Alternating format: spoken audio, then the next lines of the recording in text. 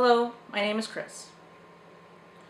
Born June of 1880, Helen Keller grew up in Tuscumbia, Alabama. At the age of 19 months, she was stricken by an illness only described of as brain fever. The actual cause is still unknown. This illness took her sight and her hearing, and due to the lack of these two senses, Helen's lack of understanding left her unruly and almost savage-like. Keller, at the age of 6, was then taken to see Alexander Graham Bell, who had a hand in introducing her to her lifelong friend and mentor, Anne Sullivan. Anne Sullivan gave Helen her voice by teaching her the manual alphabet in Braille, and in the space of 6 months, after meeting Sullivan, she learned 625 words. She graduated from Radcliffe in 1904 with a Bachelor of Arts degree. Helen was an activist. She advocated for the people with disabilities. She was a suffragist, a pacifist, and a socialist. She helped found the ACLU, the American Civil Liberties Union, and Keller also supported the working class. She was also an author, writing and publishing her first autobiography at the age of 23. Keller passed away in June of 1968. She is celebrated by being on the Alabama State Quarter, a stamp, and has several city streets named after her, as well as a hospital. She was awarded the Presidential Medal of Freedom by Lyndon Johnson.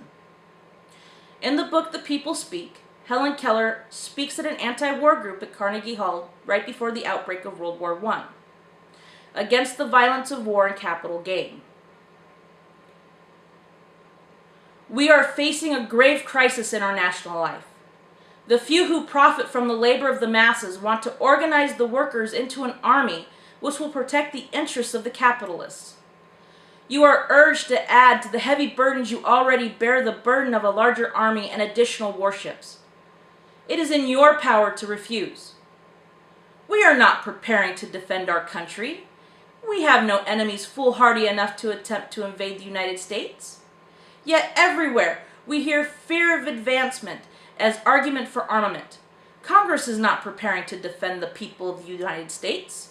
It is planning to protect the capital of American speculators and investors in Mexico, South America, China, and the Philippine Islands. Every modern war has its root of exploitation. The preparedness propagandists have still yet another object, and an important one. They want to give people something to think about besides their own unhappy condition. Every few days we are giving a new war scare to lend realism to their propaganda.